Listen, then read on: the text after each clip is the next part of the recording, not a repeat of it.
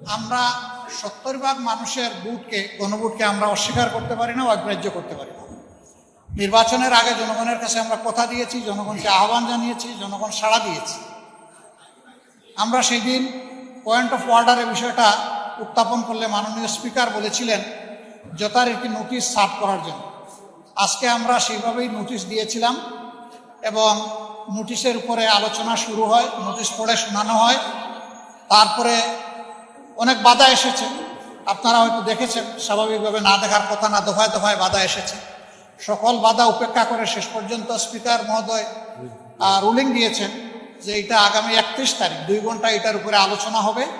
এরপরে আলোচনায় কি হয় আমরা দেখবো ইনশাল্লাহ। তবে আমরা আশা করব যে এখানে সরকারি দল তারা আমাদেরকে সহযোগিতা করবেন। আমরা সকলেই অঙ্গীকারবদ্ধ ছিলাম যে অর্ডারে জাতীয় সংসদের নির্বাচন হয়েছে সেই একই অর্ডারে গণভোট অনুষ্ঠিত হয়েছে। একটা জায়েজ আর একটা না জায়েজ এটা হতে পারে না। জুল হারাম আর গুস্ত হালাল এটা হওয়ার কোনো প্রশ্নই উঠে না। যদি নাজাইজ হয় দুইটাই নাজাইজ হয়ে যাবে।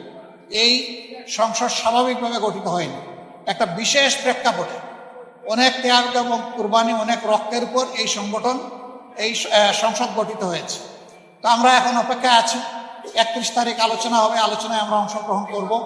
আমরা আশা করব জুলাই চেতনাকে, জনগণের আকাঙ্ক্ষাকে, 70% মানুষের দেওয়া ম্যান্ডেটকে সরকারি দলও সহযোগিতা করে এটাকে গ্রহণ করে নেবে এবং এর মধ্য দিয়ে এই সংকট অবসান হবে ইনশাআল্লাহ। আসলে সমস্যা হয়েছে কি, এই সমস্ত বিষয়ে ব্যাখ্যা দেবেন আইনমন্ত্রী, না হয় দেবেন প্রধানমন্ত্রী। আমরা তো এই বিষয়টা প্রধানমন্ত্রীর কাছেই চাই।